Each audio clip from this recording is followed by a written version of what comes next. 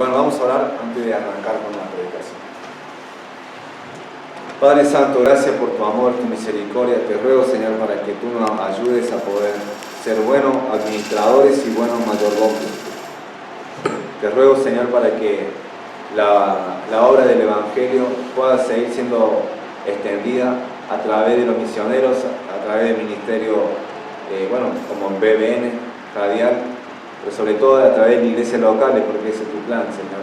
Ayúdanos a como iglesia poder apoyar la extensión del Evangelio y danos, Señor, también sabiduría, entendimiento en cuanto dar, que todo esté filtrado por el amor, por la fe, Señor, y que nos ayude.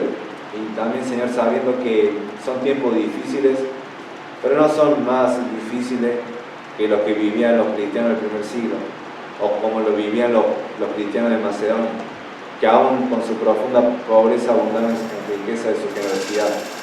Y así que ayúdanos, Señor, a poder ser guiados por tu Espíritu Santo en cuanto a eso, y que sigamos siendo fieles, Señor, en otros asuntos. Gracias, Padre, por darme este tiempo para poder predicar tu palabra. Te ruego, Señor, por cada uno de los que están aquí presentes, para que pueda abrir su corazón, abrir su mente y escuchar a lo que la Biblia, lo que tú dices, Padre. Dame claridad y dame todo lo que necesito, pasión, Señor, para poder hacerlo para la gloria y honra de tu nombre. Que tu nombre sea glorificado y exaltado, y que salgamos diferentes como vinimos, Padre Santo, y eso es obra a través del Espíritu Santo. Te ruego por cada uno que están aquí presentes, en nombre de Jesús. Amén. Amén.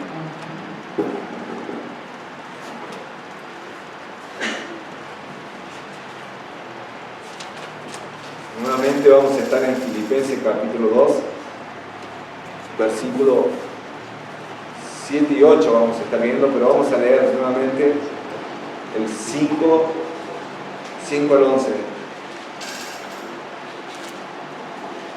Filipenses capítulo 2, versículo 5 al 11 voy a leer.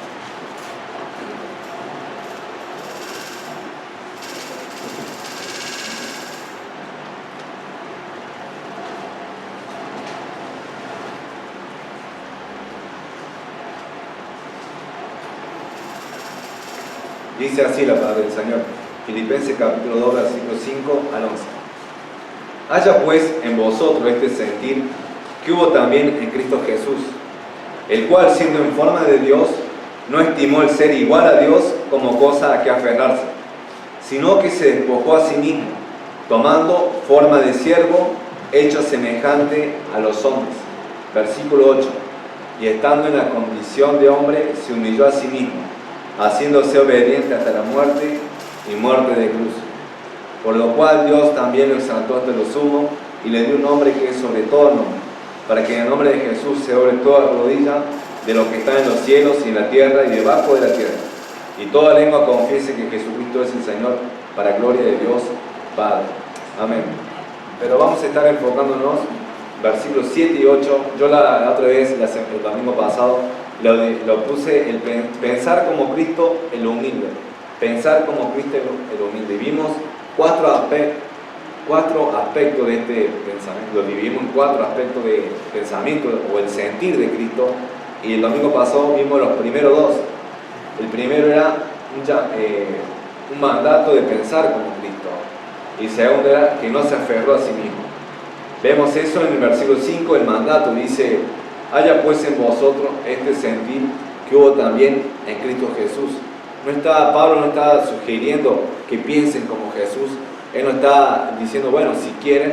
No, él está mandando, está en modo, ese verbo está diciendo que es en modo imperativo, es decir, es un mandato. Está el subjuntivo e indicativo, está el imperativo. El imperativo es mandato. Entonces, Pablo está expresando eso en el versículo 5. ¿Por qué dice eso?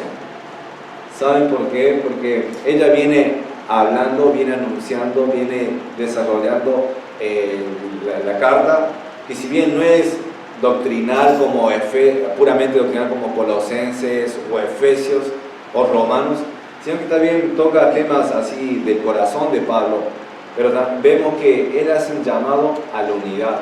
En versículo 3, versículo 2 del capítulo 2, tiene un versículo anterior a esto, versículo dice: completad mi gozo sintiendo, ¿qué cosa? Lo mismo, teniendo el mismo amor, unánimes, sintiendo una misma cosa. Y esa está relacionada a la forma de pensar, está relacionada a la palabra, al término froneo, que es pensar, razonar. Y esa forma de pensar, ese sentir, tener el sentimiento de una misma cosa, es el pensar como Cristo. Y el pensar como Cristo, Pablo lo utiliza ahora acá, en medio de esta exhortación de llamado a la unidad de la iglesia de Filipos, lo utiliza para apoyar eso. Pensar como Cristo, porque si no pensamos como Cristo, si no buscamos parecernos a Cristo, jamás va a pasar la unidad, jamás. ¿Por qué? Porque bueno, Pablo después dice cómo es ese pensamiento de Cristo. Pero para que haya unidad debe haber lo siguiente, que se llama humildad. ¿Escucharon? Para que haya unidad debe haber humildad. Si no hay humildad, no puede haber unidad. Y si no hay humildad entre nosotros, no va a haber unidad, hermano. La iglesia bautista jamás va a ser unida. Por favor, podrían apagar eso porque está haciendo... Muchas gracias, hermano.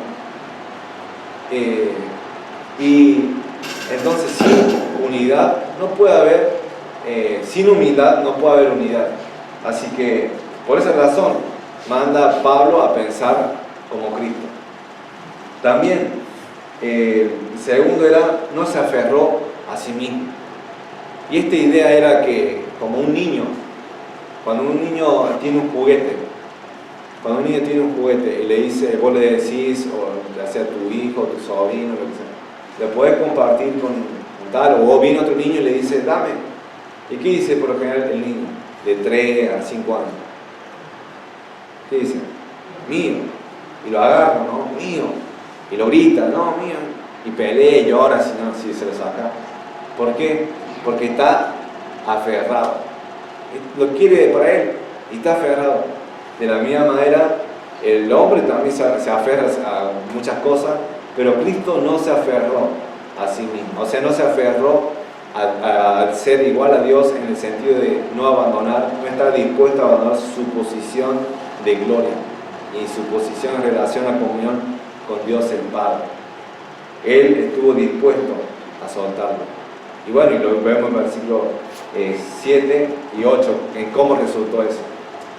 Así que vamos a ver el tercero y cuarto aspecto del pensar o sentir de Cristo. El tercero es, se despojó a sí mismo. Cristo se despojó a sí mismo. Versículo 7 dice, sino que se despojó a sí mismo, tomando forma de siervo, hecho semejante a los hombres. Se despojó, el verbo es en griego que significa vaciar. Por eso muchos le llaman a este término, los teólogos, los eruditos, los estudiosos, dicen kenosis, la kenosis de Cristo. ¿Qué quiere decir esto? El auto-vaciamiento de Cristo. Es decir, como cuando acá tengo agua en este vaso, ejemplificando lo que hizo Cristo. Su acción se despojó, la kenosis. Y entonces él agarró y queda el vaso vacío, ¿verdad? Despiértense. Está vacío. Eso es vaciar. Wow. Tuve que ir a la universidad para aprender eso. No, pero es vaciar. Y es lo que hizo Cristo. Se vació. Pero ahora muchos caen en el error de la interpretación. ¿De qué se vació Cristo? Se vació ya ahora al hacerse hombre, al hacerse siervo, ya no dejó de ser Dios, ya dejó de sus atributos allá en el cielo, es decir, dejó de ser omnisciente, dejó de ser omnipresente, dejó de ser omnipotente. Esa es la pregunta. Y muchos dicen que sí, que Cristo cuando vino a la tierra del momento en que nació de la Virgen María hasta la muerte, hasta la resurrección, fue un hombre. Después volvió a su posición de gloria en posición de Dios. ¿Es eso lo que dice la Biblia? No, porque si Cristo deja de ser por un momento omnisciente, ya no sería Dios, dejaría de ser Dios. Pero eso no enseña la Biblia.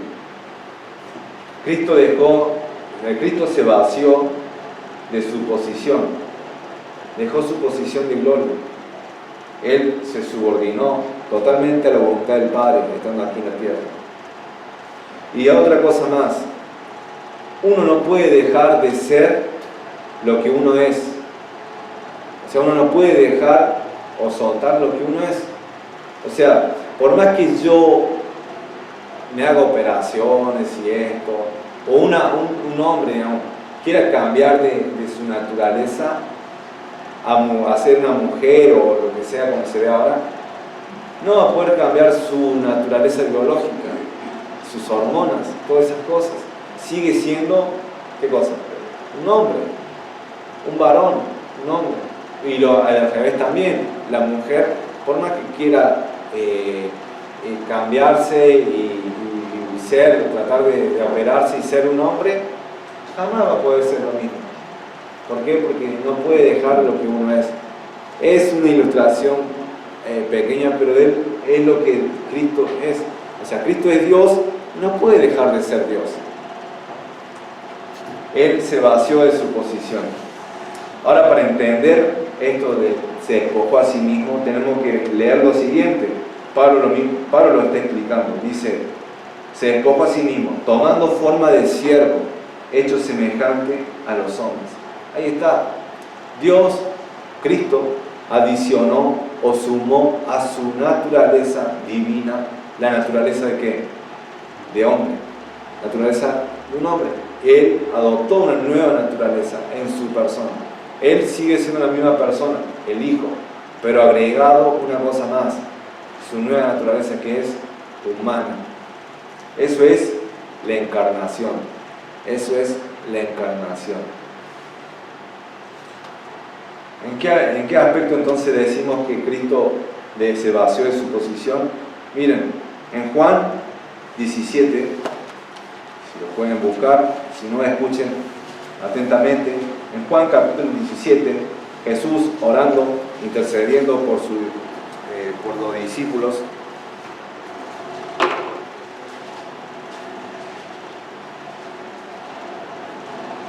Él ora de la siguiente manera, en Juan 17, versículo 5.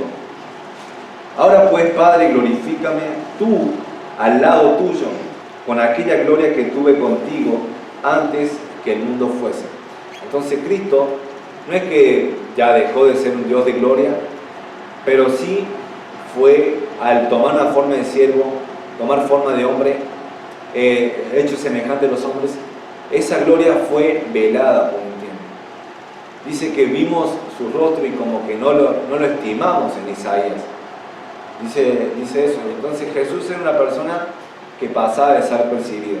Por momentos reflejaba esa gloria, como por ejemplo en el monte cuando suben al monte y Jesús se transfigura y está Pedro, está Jacob, está Juan y ven ahí a Jesús y otros dos más del Antiguo Testamento.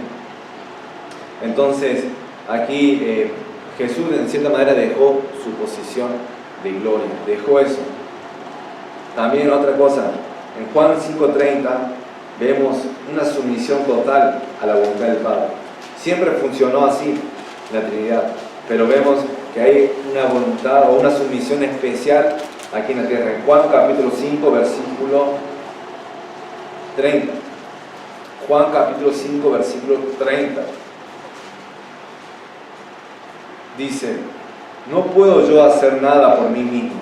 Según oigo, así juzgo, y mi juicio es justo, porque no busco mi voluntad, sino la voluntad del que me envió, la del Padre. Él por sí mismo no podía hacer nada. Él siempre se sujetaba a la voluntad del Padre. Así que a eso se está refiriendo Pablo cuando dice se despojó a sí mismo, se humilló, la kenosis.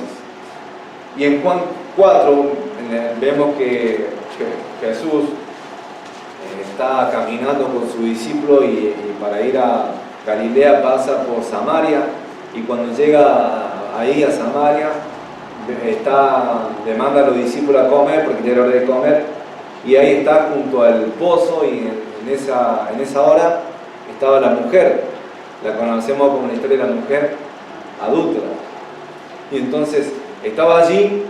¿Y qué le pide Jesús? Agua, dame de beber. Le pide agua, dame de beber. En Juan capítulo 4, versículo 7 dice: vino una mujer de Samaria a sacar agua, y Jesús le dijo: dame de beber, dame de beber. ¿Qué expresa eso? Expresa que Jesús tenía sed, que Jesús experimentaba lo que era la sed, lo que era el sueño, lo que era cualquier necesidad del hombre. Él estuvo en los brazos de María, se humilló, o sea, Él siendo el Dios omnipotente, Él no se aferró a sí mismo, se despojó de su posición, y por un momento sus atributos quedaron ahí, siempre estuvieron al alcance de Dios, de Cristo, pero Él lo dejó ahí. Y una mujer tenía a Jesús, una mujer cualquiera, así como cualquiera de nosotros, cualquiera de ustedes.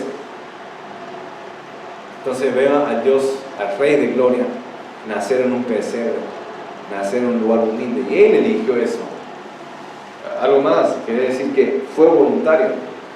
Dice en versículos 7, dice, sino que hablando de Él, se despojó, fue voluntario. No es que lo obligaron, fue voluntario. Así que el vaciamiento de Cristo significa que Él se hizo siervo, se hizo doulos, que es esclavo. Se hizo un esclavo literalmente. Él, la misma palabra cuando dice, sino que se despojó, tomando forma de siervo. Y después en versículo 6 dice, el cual siendo en forma de Dios. ¿Qué quiere decir? Expresando la misma naturaleza, la misma esencia. Forma es eso. Él tomó la esencia exacta de un siervo. En Mateo 10, versículo Marcos 10, versículo 42 al 45, voy a leerlo. La semana pasada también lo leí, pero bueno, nuevamente lo voy a leer. Marcos capítulo 10, versículo 42 al 45. Dice, mas Jesús llamándolos le dijo, ¿sabéis que los que son tenidos por gobernantes de las naciones se enseñorean de ellas y sus grandes ejercen sobre ellas potestad? Pero no será así entre vosotros, sino que el que quiera hacerse grande entre vosotros será vuestro servidor, y el que de vosotros quiera ser el primero será siervo de todos. Y da la explicación, porque el Hijo del Hombre, o sea Jesús, no vino para ser servido, sino para servir. Ese es su propósito, servir. Y segundo, para dar su vida en rescate por muchos. Entonces el Hijo del Hombre tomó forma de siervo.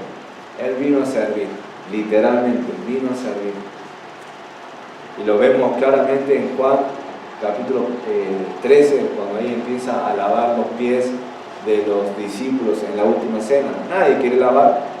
Él agarró, se ciñó se remangó las mangas y empezó a lavar los pies de sus discípulos. Se hizo siervo.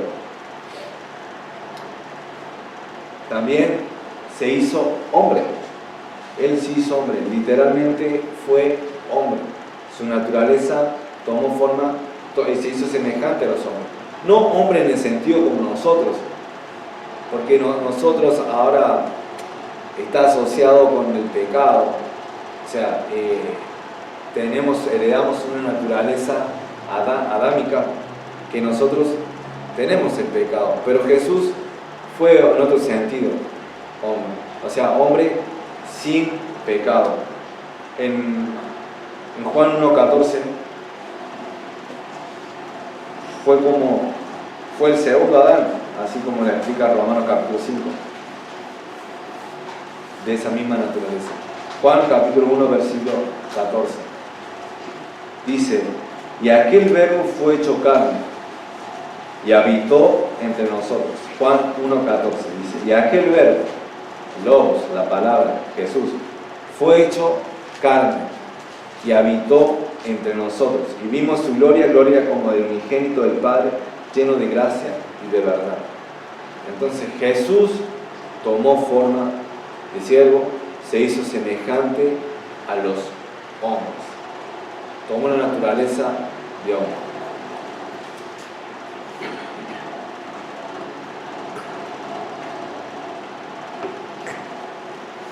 Ahora, ustedes se preguntarán, ¿y ahora qué tiene que ver esto conmigo? O sea, sí, Jesús hizo hombre, se hizo siervo.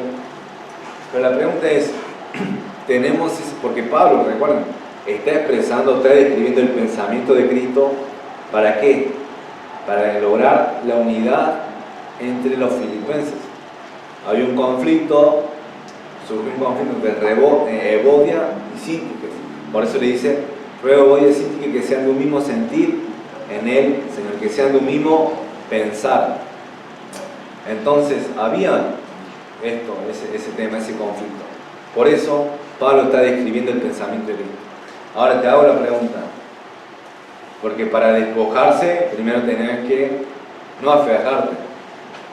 Y esa fue la pregunta de la semana pasada, el domingo. ¿A qué estás aferrado? ¿Qué te impide soltar? O sea, ¿qué te impide seguir a Cristo? O sea, hay algo que vos estás agarrando y no lo querés soltar.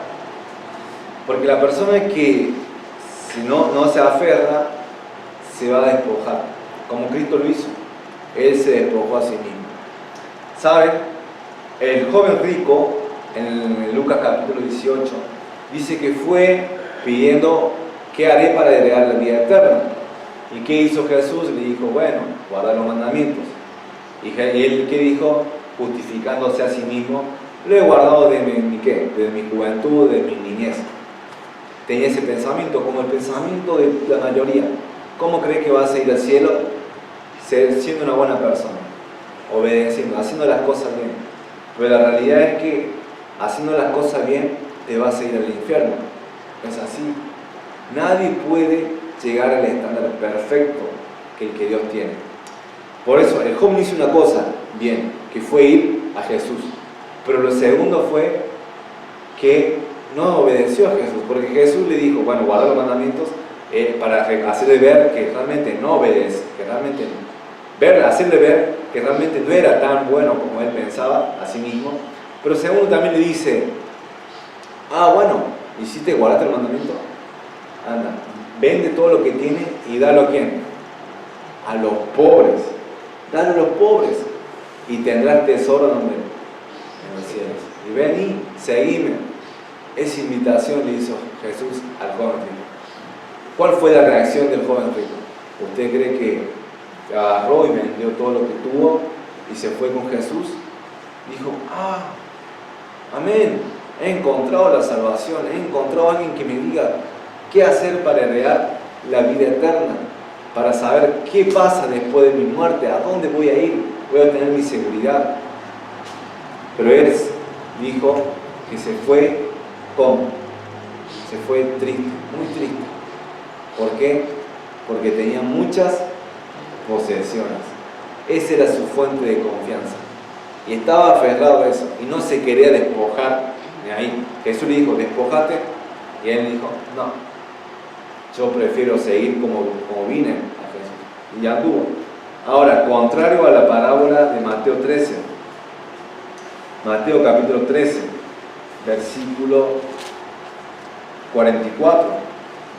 Mateo capítulo 13, versículo 44. Dice la palabra del Señor: además, el reino de los cielos es semejante a un tesoro escondido, en un campo, el cual un hombre halla y lo esconde de nuevo, y gozoso por ello va y vende todo lo que tiene y compra aquel campo. ¿Vieron la diferencia?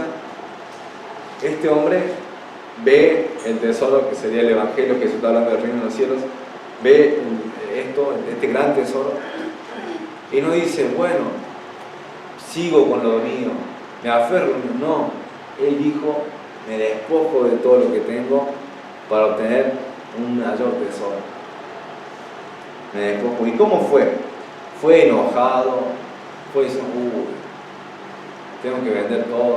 No, fue gozoso, fue con un corazón gozoso, porque él sabía que lo que venía era mejor.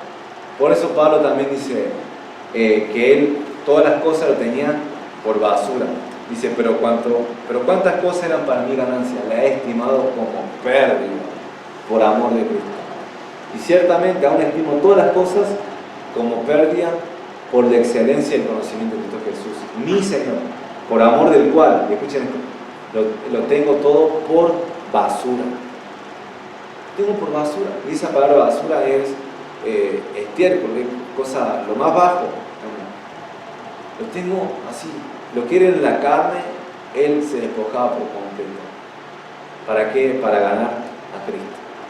Y esa es la pregunta.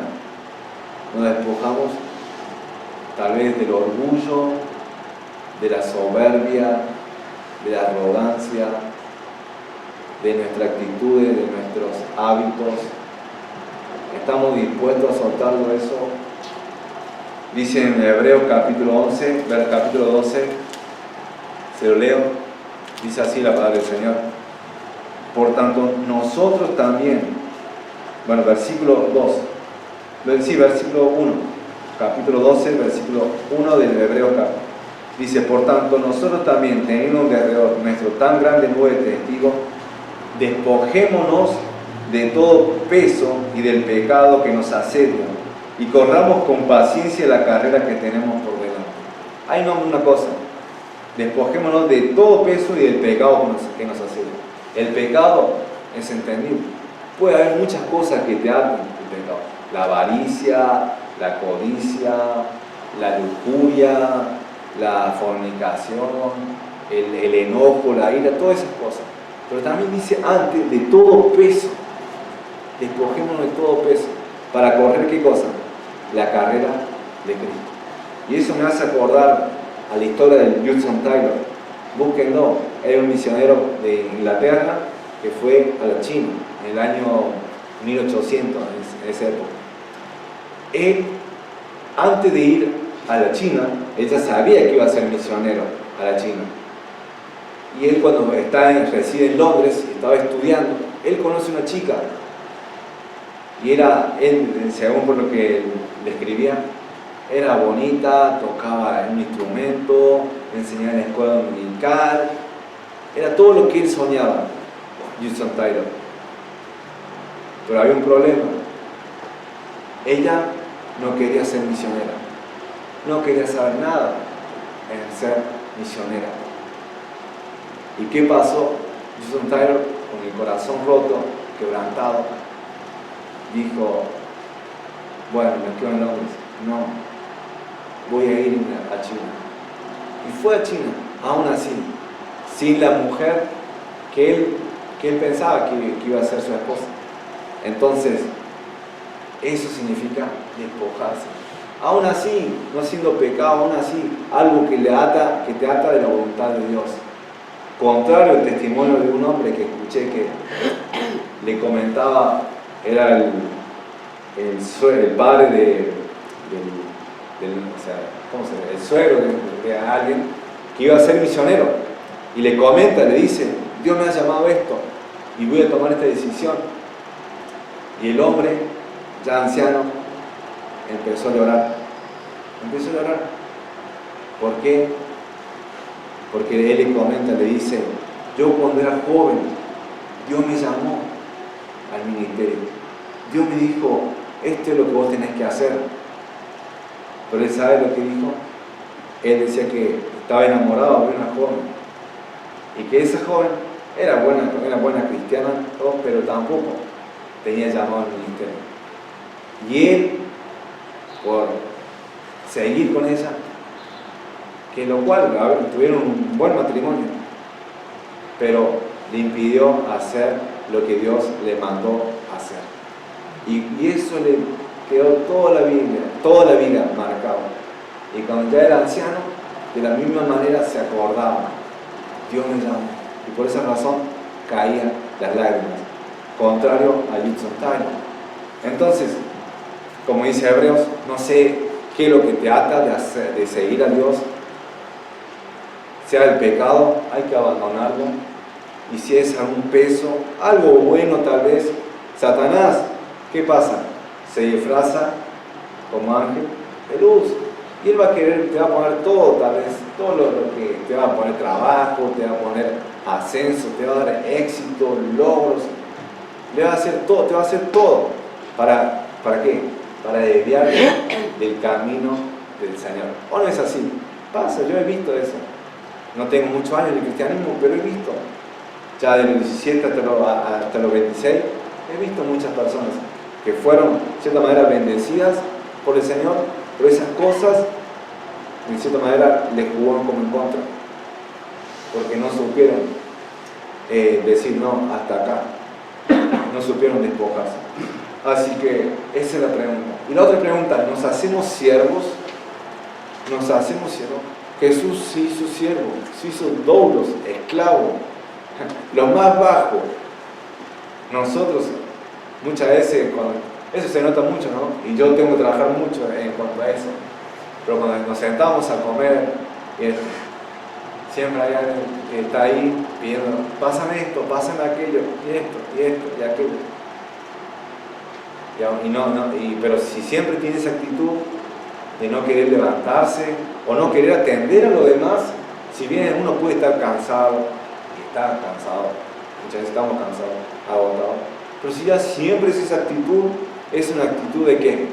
Para ser servido y no para servir. ¿Por qué? Porque no es lo suficientemente humilde o no ve eso para poder cambiar e imitar a Jesús. Así que hombres llegan y se ponen a limpiar toda la casa. Pero es esa actitud de siervo, de servir. En la iglesia también pasa eso.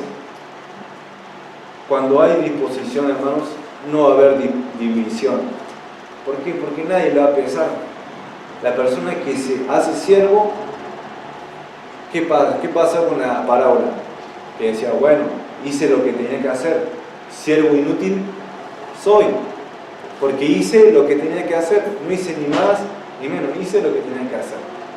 Entonces, cuando hay una disposición y entendemos que somos siervos de Dios, cuando alguien te venga y te diga, puedo hacer esto, puedo hacer aquello, vas a ir rápido. O ni aún, ni vas a preguntar, vas a seguir, ¿qué hay que hacer? ¿Qué tenemos que hacer? Con la disposición de gozo. Y eso es lo que debemos seguir orando y trabajando en nosotros. Yo tengo que trabajar mucho en eso, pedirle mucho al Señor. Cuarto, primero vimos que se despojó a sí mismo. Y cuarto, se humilló a sí mismo. Jesús se humilló a sí mismo. En versículo 8 dice, y estando en la condición de hombre, se humilló a sí mismo, haciéndose obediente hasta la muerte y muerte de cruz.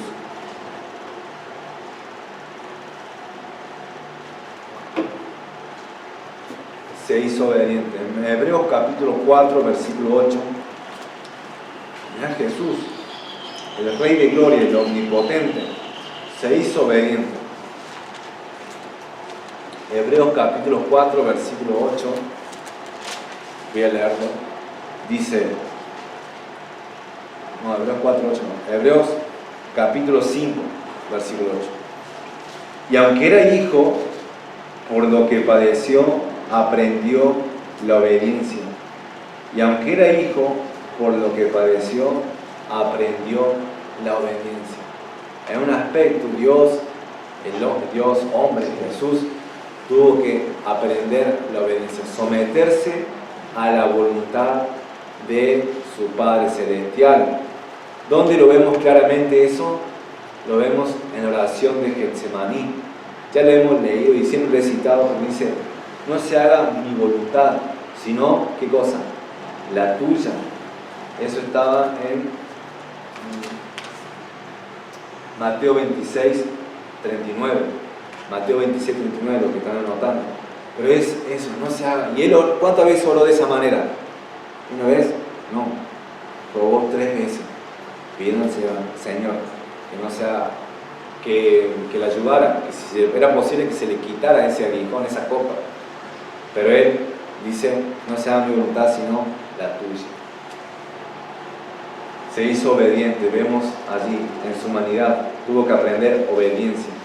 Pero esa obediencia, hermanos, no fue una obediencia común y normal, fue descomunal, fue sobrenatural, porque fue una obediencia perfecta, total, porque por medio de su obediencia nosotros podemos tener, ¿qué cosa?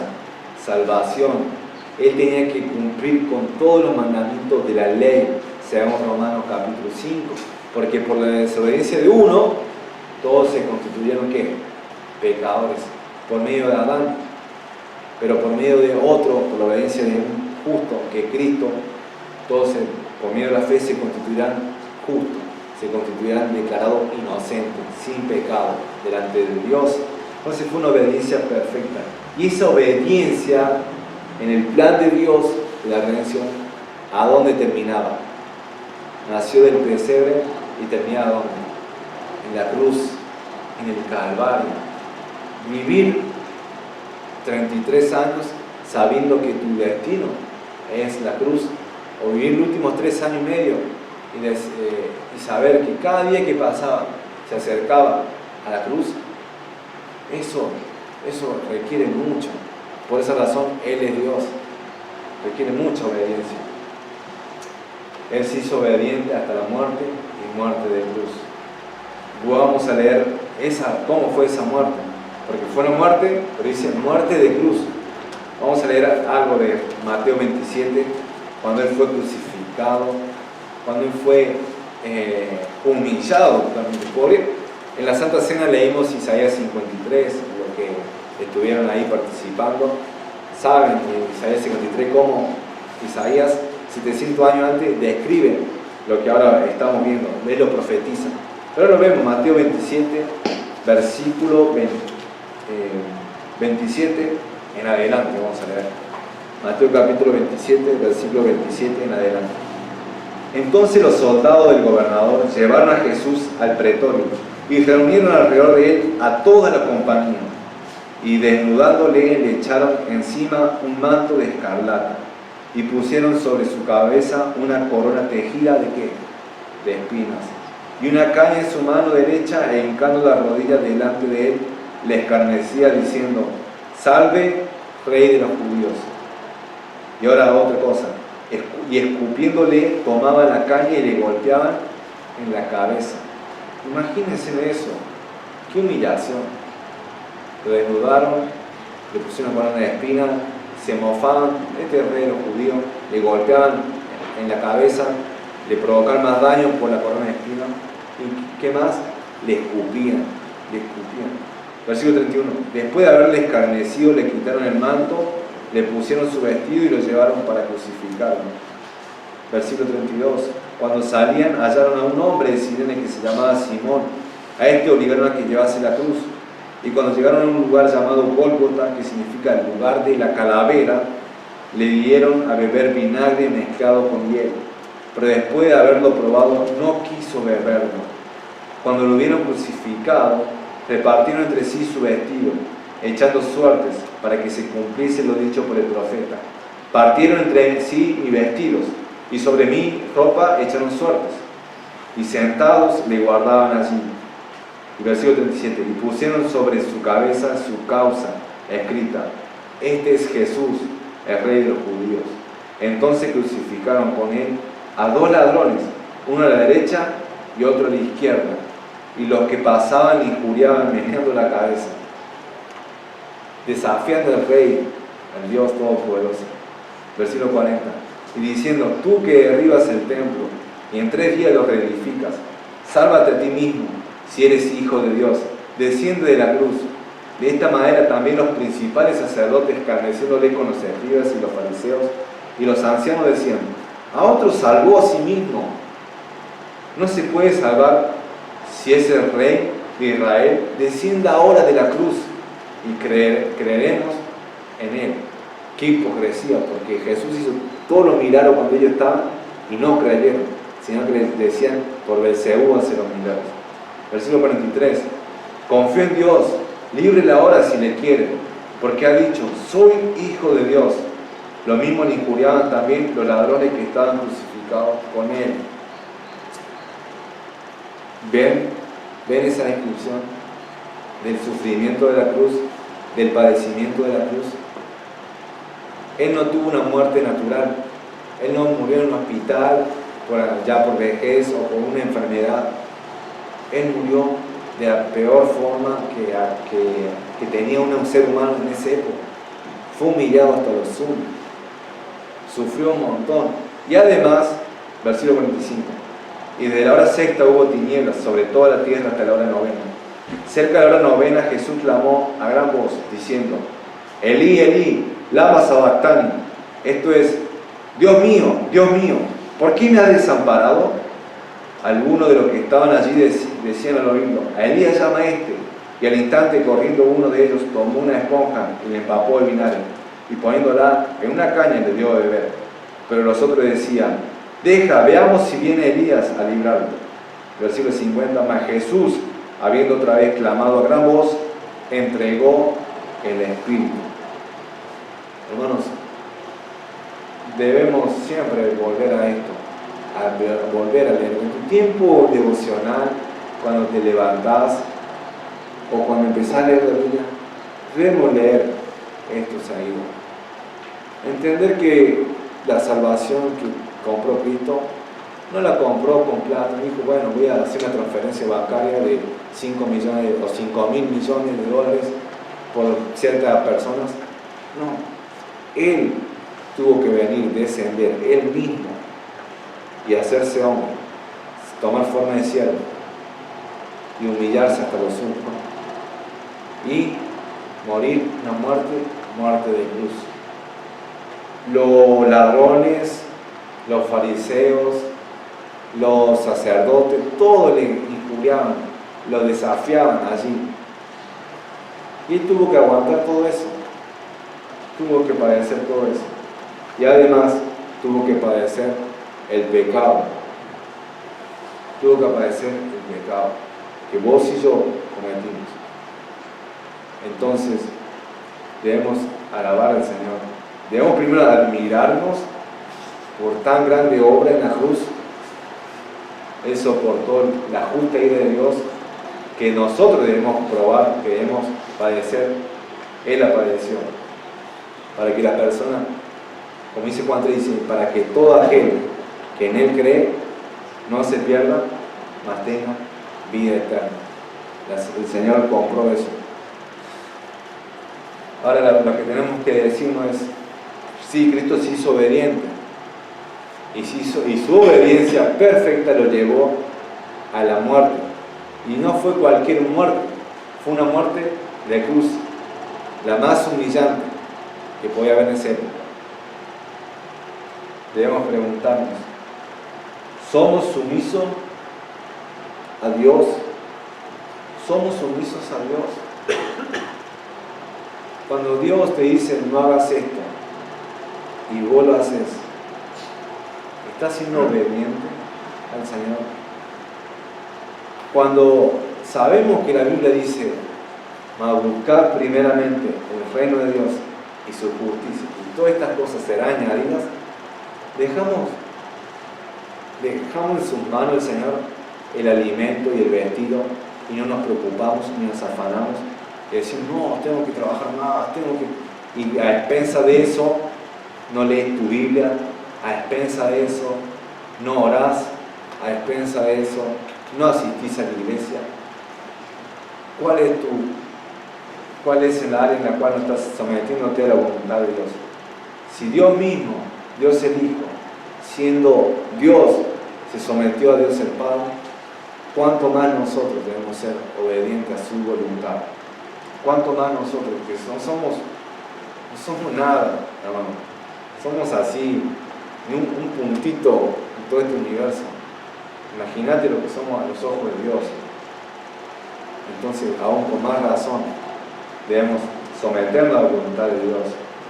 Y sea lo que sea en la que estamos fallando, debemos decir: Señor, ayúdame a poder vencer ese pecado, o ayúdame a someterme en esta área, porque me es difícil despojarme de aquello que me gusta, de aquello que me agrada, pero sé que no es tu voluntad, sé que no es lo que vos querés para mi vida. Y cuando uno pide, ¿qué pasa? Si uno pide conforme a su voluntad, ¿qué pasa? Recibe. El que busca, hallará.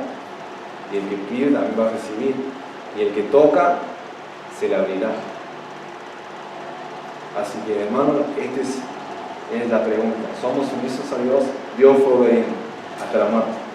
También debemos someternos los unos a los otros. La Biblia habla en Efesios capítulo 5. Efesios capítulo 5, versículo 21. Primero habla del versículo 18, Efesios capítulo 5, versículo 18, voy a leerlo, dice: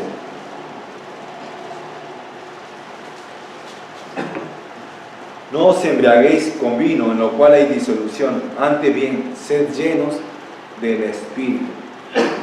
Y esa es la clave. Cuando una persona está llena del Espíritu Santo, va a hacer lo siguiente, versículo 21. Someteos unos a otros en el temor de Dios. Someteos unos a otros en el temor de Dios. Sabemos que Dios pone autoridades. Él mismo estableció a unos apóstoles, a otros profetas, a otros evangelistas y a otros pastores y maestros. ¿Para qué? Para la edificación del cuerpo de Cristo, para que hagan la obra del ministerio. Y según Hebreos 13, 17, si no me equivoco, dice que también hay que sujetarse a los pastores. A ver, si no quiero citarlo mal. Hebreos, sí, 13, 17 dice: obedeced a vuestros pastores y sujetaos a ellos. Después continúa, dice: porque ellos velan por vuestras almas, como quienes han de dar cuenta, para que lo hagan con alegría y no quejándose, porque esto no es provechoso. Lo primero es el punto que quería decir, pero también hay un gran peso, una gran responsabilidad para aquel que está en el pastorado. ¿Por qué? Porque va a tener que responder no ante una autoridad humana, sino ante la autoridad de Dios. No por su vida, sino por la vida de los demás. Pero lo primero dice: obedeced a vuestros pastores y sujetaos a ellos. Pero según Efesios 5:21 dice: someteos los unos a los otros en el temor. Entonces también está incluyendo aún a las personas que están puestas por el Señor como autoridad. ¿Por qué? Porque tenemos el Espíritu Santo.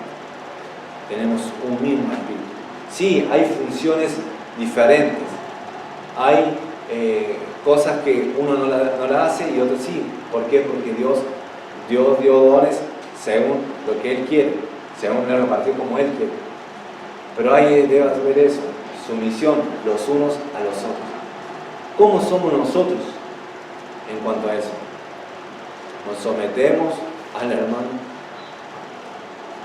¿O decimos con orgullo? No. ¿Con soberbia? No.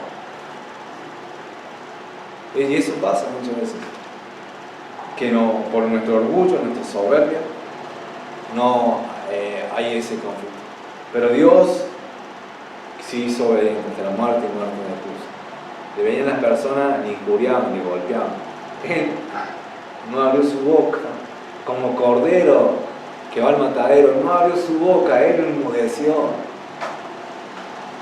¿Cuánto nos enseña Jesús, no? Porque el mundo dice: el que no llora, no mama. La rueda, lo escuché en la radio, la rueda que chilla, esa es la que es atendida o es arreglada. Ese es el concepto del mundo. Hay que llorar, hay que quejarse, hay que hacer cosas. Pero Cristo nos dejó otro ejemplo. Y Dios nos amó de forma sacrificial, por esa razón fue a la cruz, por esa razón se humilló, por esa forma tomó forma de siervo. Dios nos amó de forma sacrificial. La pregunta es, ¿nosotros nos amamos de forma sacrificial los unos a los otros? En 1 Corintios, en 2 Corintios, ya voy finalizando con este pasaje, 2 de Corintios, capítulo 12, versículo 15, vemos el testimonio de Pablo, que aún está yendo a la iglesia de Corintios con todos sus pecados, con todo lo que sucedía, que no le daban credibilidad porque él era apóstol, no le hacían caso, había desorden en esa iglesia. Él escribe esto en 2 Corintios capítulo 12, versículo 15. Y yo con el mayor placer gastaré lo mío, y aún yo mismo me gastaré del todo, por amor de vuestras almas, aunque amándoos más, sea amado menos. Él daba amor y él no recibía amor. Él daba amor, pero no recibía amor. Entonces, a ese punto, ¿está dispuesto a tener esa actitud que tiene Pablo? Estamos dispuestos, pero yo también estoy incluido. Es un amor sacrificial. Y cuando hay esto, hermanos, cuando hay esa actitud de Cristo, ese pensar de Cristo, no hace falta que nos dividamos, no hace falta que peleemos entre nosotros. ¿Por qué? Porque vamos a estar enfocados en el frente. Allá, los campos están blancos. El enemigo son las huestes espirituales de maldad. No somos nosotros mismos. Ahora, toda Ucrania está peleando juntos contra un solo enemigo. Son enemigos humanos. Nación contra nación. Pero toda Ucrania está peleando juntos contra Rusia. ¿Y ustedes piensan que antes no habían partidos que eran opositores el uno al otro? ¿O no habían opositores al presidente? Sí, pero aún así, ahora no están pensando en sus diferencias o en sus diversidades, sí, en sus diferencias, sino que están pensando concentrados en que Kiev o la Ucrania no sea ocupada por los rusos. Y están peleando juntos. De la misma manera pasa con nosotros. Si nosotros tenemos este pensamiento de Cristo Jesús, no vamos a estar pensando, aquel no me saludó, aquel sí me saludó, aquel me miró mal, no vamos a estar pensando en esas cosas. ¿Por qué? Porque nuestra mirada va a ser otra perspectiva. Y debemos ir en esa senda, en pensar como Cristo Jesús. Amén. Vamos a orar. Dios, te doy gracias por el testimonio de Jesús, gracias por este pasaje. Si Pablo no lo hubiera escrito, guiado por el Espíritu Santo, no sabríamos mucho en cuánto Él se humilló, cómo fue ese proceso descendente de allá, de la gloria a la cruz.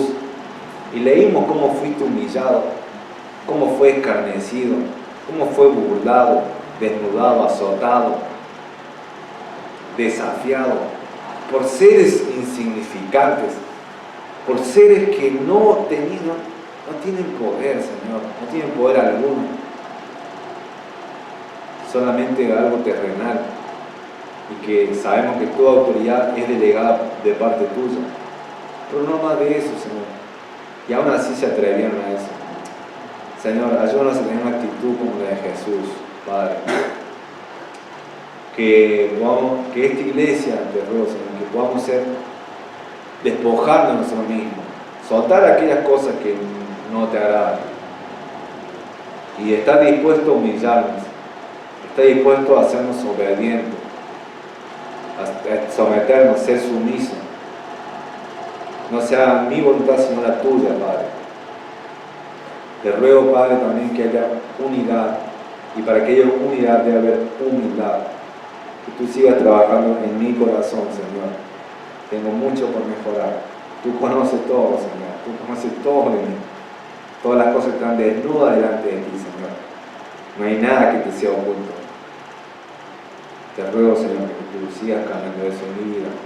Y también te ruego por la vida de mis hermanos, para que esta iglesia pueda seguir de pie, porque una iglesia que está dividida no puede prevalecer consigo misma. Cuando viene el enemigo, no puede prevalecer si está dividido.